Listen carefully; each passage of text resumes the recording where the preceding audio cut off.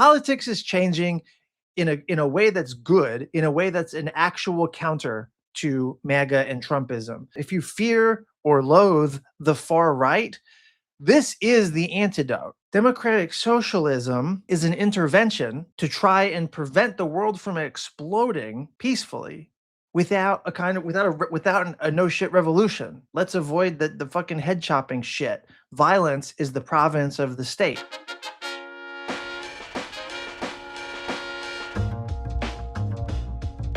What's up, gang? Thanks for joining the Undiplomatic Podcast, the show with undiplomatic takes about the foreign policy scene. I'm your host, Van Jackson. And today is a special kind of holiday treat episode for the July 4th weekend-ish. So in a few minutes, I'm going to transition into an unpaywalled free release of an episode where I had a nice conversation, not even a conversation. We were just talking shit about the movie Independence Day, the Will Smith thing from 1995, alien sci-fi, boom, boom, boom. Amazing movie, right? Hollywood blockbuster, summer blockbuster, all of that. I had Morgan Spector, HBO's The Gilded Age star. He was on my other show, the Bang Bang Podcast. Well, he was on the Undiplomatic Podcast too. But he was on the Bang Bang Podcast to chat with us about this movie Independence Day. It's been behind a paywall, so we're going to release that, and I'll transition to that in a few minutes, and that will be a nice little gift for y'all if you're so inclined. It was a fun episode. We talk a lot about aliens and politics and the movies and all of that, foreign policy even. But before we get to that, I just wanted to hit a couple quick things. The big news right now is DSA, man, Democratic Socialists of America. They're kicking ass. They're kicking ass in a way that I expected. Expected since Trump 2.0. If you go back in time like 6 years ago, I don't know if I would have expected this. And in fact, in one of my books, Grand Strategies of the Left, in the concluding chapter, I was like forward-looking or like pontificating about where, anti-fascist politics goes from here, where, a politics that supports peace, democracy, and equality goes from here. And the DSA was one option that was on the table. And at the time, it was less than 100,000 members nationwide. So it was like very vibrant, punching above its weight, but really quite small, And so I was like, look, we're going to have to work within the highly imperfect vessel of the Democratic Party to get progressive change. And that is the only real bulwark that's imaginable against the rising, tide of autocracy and oligarchy. And so in the book, I kind of positioned DSA as an alternative to the Democratic Party, but that's not actually how it works. And the DSA is not, I say this in the book, they're not a political party formally. And so what you have when you have a DSA candidate, it's somebody who's part that reflects DSA's political priorities and their analysis. Increasingly, they're people who are homegrown, like a party cadre, like they're from the movement. But they either run as independents or they run as members of the Democratic Party. And that's because of the American political system is structured in this super fucked up way, right? Where it's like two parties, you get all these institutional advantages if you represent one of the two parties, but third parties are fucked it's structurally. So my theory of change has always been about taking over the Democratic Party from within, and the Justice Democrats and DSA, and to some extent the Congressional Progressive Caucus, although that's very wide, they are the ones doing that takeover. That's how this shit is happening. And when I have my foreign policy analysis, the way that I see the world, it maps onto DSA and the Congressional Progressive Caucus and the Working Families Party. And that matters because bringing in DSA now as a larger proportion, as a growing, swelling proportion of the Congress and of state and local legislatures too, changes what's possible in foreign policy. So I'll get to that in 1 second. But let me just to catch you up on the facts here, right? In the past week, candidates backed by DSA won 9 out of the 10 state and federal primaries contested in New York, including 3 House races, right? The Pennsylvania Democrats chose DSA member Chris Rabb for their congressional district. DSA in Washington, D.C., Janice Lewis George is probably, it looks inevitable at this point, is going to become the next mayor of Washington, D.C. In Colorado, this was the biggest upset of all, actually. Mila Kiros won her primary against, and this is this is Denver, so it's a very progressive district. She won her primary against an incumbent who had held the seat for 15 terms. 15 terms. And the DSA member won. Fucking overthrow, right? And then there's a bunch of, there's DSA candidates running all across the country. And in places like Maryland, the DSA candidate lost, but gave the Democratic incumbent a giant scare. Even what we see, all these victories that we're seeing from DSA right now, that's the tip of the iceberg, right? Like there's actually tons of single-digit races where DSA overperformed, vastly overperformed. And that's why you have Politico and Axios and the fucking Atlantic. They're all freaking out. MSNBC, love to see it. They're all freaking out about a socialist takeover of the Democratic Party. This is what I've been saying for years. I didn't always say the word socialist because, as you can see from the coverage, it freaks people out, but it fucking shouldn't. And this is happening, bro. This is happening. 2 little clippy things I want to share with you because one's awesome and one's hilarious and awesome. It gives you it puts in proportion like how popular what's happening is. So if you're one of these people that finds socialism to be a scary word, you need to update your priors, bro. You are out of touch with the people. You are out of touch with the mainstream. I'm not saying everybody has to be a fucking democratic socialist, but it's not this sort of outlier radicalism that you think it is, or that, anyways, let me just share this. This clip is from Zach Wood, who is the hilarious gangly guy from Silicon Valley, HBO's Silicon Valley show. I'm sure he's done other stuff. That's what I know him from. So check this out. Democratic Socialists did very well in a New York primary last week, and now establishment Democrats are losing their shit. Namely this gentleman, James Carville. If you're not familiar with James Carville, you're probably thinking, oh, are they doing a production of American History X at a residential hospice facility and he's playing the lead? No, he's actually a Democratic strategist, a kind of centrist Voldemort. And he has got his testicular girdle in a twist about these DSA candidates. And I would just respectfully invite James Carville to shut the fuck up. You fucking Palantir Jack Skellington motherfucker. This dude is like, he looks like if you put Tommy Lee Jones in the dishwasher and then found out that he was hand wash only, because this is what came out. He started talking about a schism, how there needs to be a schism in the party so he doesn't have to associate with the likes of the DSA. I would suggest to James Carville, how about a schism between you and any future public appearances? How about that? That'd be a schism I think we could all get behind. How about a schism from the man who looks like ancient jism? He starts listing the things that are deal breakers for him, and that's not how it works. The electorate is telling you what they want. You don't respond by telling them your deal breakers.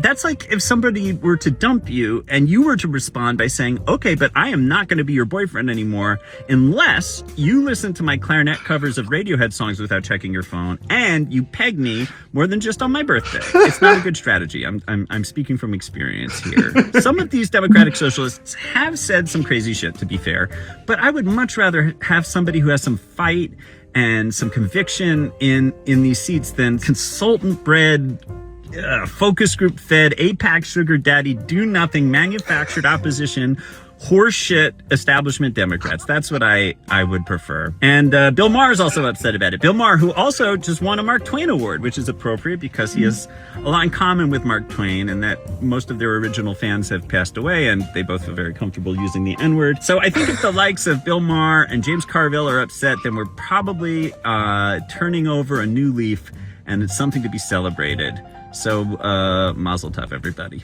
Democratic Socialists. That's fucking amazing. God bless Zach Woods. Shout out. He gets it. Zach Woods gets it. Who else gets it? You know, this is also like a register. I mean, maybe Zach is a Democratic Socialist. My guess is he's not, you know, but this registers the zeitgeist, and this zeitgeist needs to be understood in relation to growing oligarchy, growing authoritarianism, the growing insecurity economically, but in terms of freedoms and many other senses, the growing insecurity of larger and larger numbers of people. You know, if the people are getting soaked, if the people are on the bottom of a K-shaped economy, so the rich get richer, that's the top of the K, the poor get poorer, that's the bottom of the K, and these things happen simultaneously, so it gets worse and worse. That's a system that's obviously not working for the majority of people.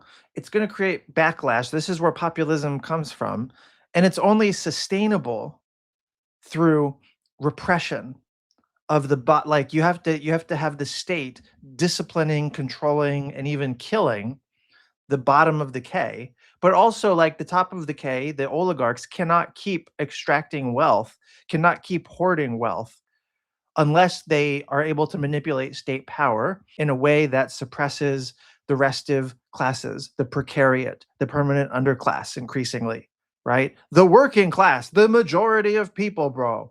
Okay?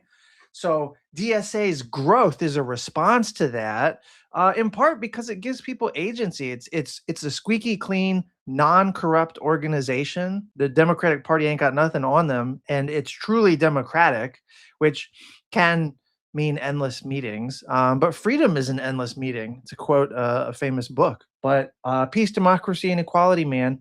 And I mention all this because the kinds of foreign policies that are possible and the kinds of foreign policies that I advocate for, I think some people who like maybe don't listen to this show and think that I fucking lost my mind because I've gotten intellectually radicalized over the years. I think they look at my ideas for foreign policy or my criticisms about American primacy and about the permanent war economy and the trillion-dollar war machine and increasingly empire itself. And they see that and they're like, that's unrealistic. What line item on the defense budget do you want us to change? Which country do you want us to specifically bomb or not bomb, and why? And it's like, that way of thinking is completely fucking busted. They look at my analysis and they cannot accept it because they can't accept the idea that American power is anything other than virtuous. This is the whole point, the whole conceit of American exceptionalism. But even if they could get past that, the national security bro mind will recoil at the idea, at the prospect that like most of what I advise America to do as state power and governments everywhere to do as state power is quote unquote unrealistic.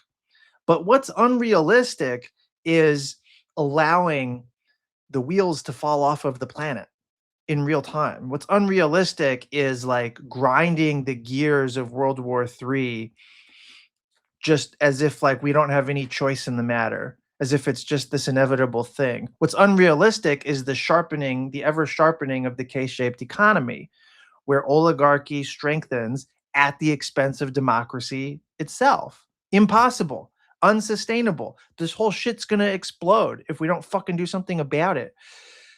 Democratic socialism is an intervention to try and prevent the world from exploding peacefully without a no shit revolution. Let's avoid the fucking head chopping shit. Violence is the province of the state. Let's not be that. As a greater and greater share of the electorate in America and of the Democratic Party itself embraces left populism, democratic socialism, progressivism, call it whatever the fuck you want, it's changing what can be accomplished via foreign policy, but it's also changing what is realistic to do with foreign policy. There is no fucking way that the Biden era policy toward Israel and toward China is just going to continue. There's no fucking way. There's a lot of things that might be on autopilot until, until we change them. And in America, the imperial presidency is the imperial presidency. It has all the fucking power in the world. So as long as a Democratic Socialist is not in the White House, there's going to be limits on what can be accomplished. But how America relates to the world is going to be a function of what's possible and realistic, given how power is configured domestically. We're going to see changes. They're going to look a lot more like the shit that I sketched out in Grand Strategies of the Left. They're going to look a lot more like what is popping off in the Undiplomatic newsletter and on the Undiplomatic podcast. I'm not making up this shit. I'm part of a larger movement. I am not a free-floating intellectual. Ideas don't float freely. Thomas Rees Capon. Boom. So anyways, I feel like I'm on a soapbox about democratic socialism. That wasn't even my intention. My intention was just to say that politics is changing in a way that's good, in a way that's an actual counter to MAGA and Trumpism. If you fear or loathe the far right, this is the antidote. You don't have to like it. You don't have to be a member, but what you're seeing with these electoral victories and popular support for democratic socialism is a response to the material conditions experienced in the world. And that is nature healing itself. Okay. So it's good shit.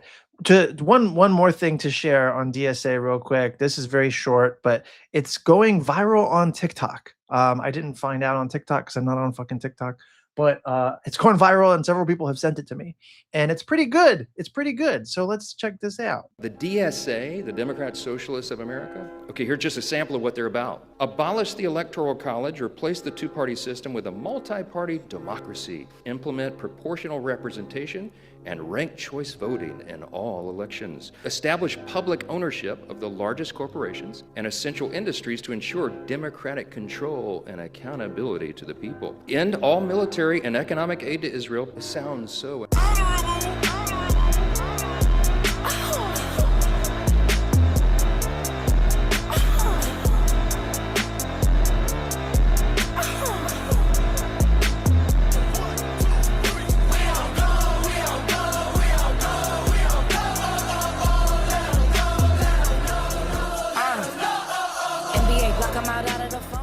happening organically. You might say democratically. There's a book, but Upton Sinclair, the guy who wrote The Jungle, the muckraking journalist from the 1920s and 1930s. A lot of people don't know this. He ran for governor of California in 1934, and he was a democratic socialist, and he almost won governorship of California. He was like friendly with FDR. He pitched FDR on trying to openly be a socialist, which FDR almost did, but ultimately didn't, right? He talks about this in his fucking memoir, I, Candidate for Governor, and how I got licked. He was a democratic socialist. He ran in the Democratic Party. He was doing what I said, my theory of change, right? You take over the Democratic Party from within. You displace the gerontocracy. You displace the centrists who are basically squatting on the party that should be representing the people. But he came within a hair's breadth of winning in California. And the only reason he didn't was because capitalist interests mobilized what we now know as modern political campaigning. Spin doctors, propaganda, buying ads, buying votes, tabloid scandal shit to try and color people's opinions of him.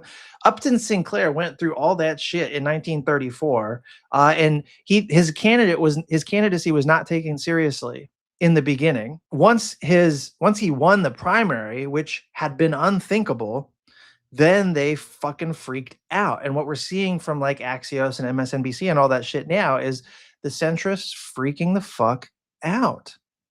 And they should, insofar as what they care about is their class privilege and access to power, because they're going to be out on their asses. My concern going up now is that the far right, the MAGA that controls the White House and as of now, the Congress, they're not just going to allow Democratic Socialists to win. They're going to call them communists and they're going to use the National Security Policy Memorandum 7, where they designated like anybody who talks about data centers or criticizes capitalism is a terrorist. They're going to use the power of the national security state to repress this organic democratic movement. It's already happening. It's not happening at scale or in your face. It's not going after the wine moms and the grandmothers. It's not going after just everyday people, left liberals, and that kind of thing yet. The centrists of the Democratic Party are going to end up being in alliance with the fascists to stop this. That's where we're headed. There's one more story I just want to hit quickly, and then I'm going to hand it off to the Morgan Spector episode, which you're going to love. You should stick around for. The New York Times had this insanely good investigative reporting piece about Trump corruption in the minerals sector, minerals extraction business. And like it starts out with this giant fucking deal in Kazakhstan. But ultimately, the upshot of the piece, this investigative piece, was that 14 companies in the mining sector, they've either benefited directly from offers of financial assistance from the Trump administration, or they have pending permit applications before the Commerce Department. And these 14 companies all have ties to the Trump family and to Howard Lutnick, the Commerce Secretary. Okay. The amount of money that they are accessing via Trump administration approvals is $8.9 billion. And so it's an overt conflict of interest. It's the kind of corruption that we are used to now and numb now when Trump engages in it. Flagrantly illegal, but when the fucking monarch controls the apparatus of the state that enforces the law, what are you going to fucking do? Well, you're going to fucking throw him out of office. You're going to vote him out of office. But until then, he acts with impunity, and Democrats are more focused on DSA, attacking DSA than they are on fucking Trump's corruption. So anyways, I just wanted to flag this, because we are far too numb to Trump's corruption, and I think that's a huge fucking problem. But also, oligarchy is the rule of the wealthy, the extremely rich few controlling the state, and the state making policy that benefits disproportionately those really wealthy few, right? That is oligarchy. That's what America is. And in an oligarchy, you expect to see corruption like this. But the reason why this is scary, and it ties back to the DSA stuff, is because the K-shaped economy that is the shape of oligarchy, right? You can't have extreme concentrations of wealth at the top without immiserating tons of people on the bottom, effectively everybody else. To lose the middle class is to lose anything between the poor and the billionaires. And that's increasingly what our future is if there isn't a democratic intervention of some kind. So corruption is endemic to oligarchy. Corruption is endemic to the shape of the K economy, and it's what sharpens the K shape, and that's why the K shape is sharpening further and further and further. Every sector of the economy is increasingly unprofitable. There aren't promising sectors of the economy to invest the trillions of dollars being hoarded at the top, right? So profit in relation to investment, no sector of the economy is growing like that. The growth in the economy, the profit in the economy, the surpluses are coming from financialization and speculation, which is gambling, or monopoly control of particular sectors, particular industries. The traditional industries associated with war are the only exceptions. And the obsession with minerals extraction and natural resources is part of that. That's a growth industry because it feeds the war industry. It feeds the war machine. The mining industry is booming right now which is why you have this oligarchic wealth and Trump and Lutnick heavily invested in it. But it's booming because of the permanent war economy. So it's all connected. There's the ITUC, the International Trade Union Confederation. They have this billionaire, what's it called? Billionaire Coup Playbook. Billionaire Coup Playbook, okay? These 13 techniques or mechanisms of oligarchy. How do billionaires stay billionaires at our expense? Why does oligarchy take the form of a K shape? Why does wealth hoarding have to come at our expense? It's because they use these particular methods, right? And you go down the list and all of this shit, it's like, check, check, check. This is all happening, right? Growth of far-right political movements, privatizing everything, slashing social spending, monopolization of industries, dividing the working class, silencing of the press, all the crushing activists and unions. All of this, yeah, makes sense. Look at number 11. Can you see this? Can you see this? Push for war. War creates profit and open up access to resources, stir up conflicts, target countries with resources that we want, we the billionaires, and keep people afraid. War justifies more power in the billionaires' hands. The permanent war economy is part of the billionaires' playbook. And when we see Trump's corruption in the mining industry, it's the national security state that's facilitating that. A national security state under oligarchy is going to exist not just for the accumulation of power in the hands of the state, they're going to exist for the accumulation of capital in the hands of those with power. Oxfam had a report, I think last year, where they rang a 5-alarm fire about the explosion of economic inequality, and they showed how the K-shaped economy, it is very far from just an American thing. It is a global thing where it happens to be like pretty exaggerated, like worse in America, but the global economy is K-shaped, right? That's what the global North and the global South is. It's that is a K fucking shape, man. Global, and then you start asking uncomfortable questions about empire. Then it becomes impossible to sustain a belief in American exceptionalism or the exceptionalism of the West. All your identity bullshit and your cultural la-di-da fucking falls apart on evidence, right? But anyways, Oxfam's report walks through in pretty fine-grained detail how growing economic inequality is translating into growing political inequality. Billionaires are 4,000 times more likely to run for political office. I'm not even making that up. That's in the fucking thing. They can, like, the state apparatus becomes a tool for the rich, the hyper wealthy. When that happens, they use their access to state power and their influence over state power to enforce a regime of repression, a denial of effectively liberalism, a denial of free speech, a denial of civil rights, a denial of labor organizing power, and then an imposition of regimes of austerity, which make us too poor and fucking desperate and short on time to mobilize for ourselves. So this is all kind of like happening in real time. And I mentioned this mining corruption and oligarchy and its connection to the permanent war economy and the national security state precisely because the wave of DSA and left populism that's happening literally right now, it's a response to all of that, and it's trying to change all of that. That's all I got for now. This turned into basically a full episode. But enjoy the Morgan Spector conversation. Me and Lyle Rubin talking with Morgan Spector about Independence Day, one of the best blockbusters from the 90s. All right. Peace.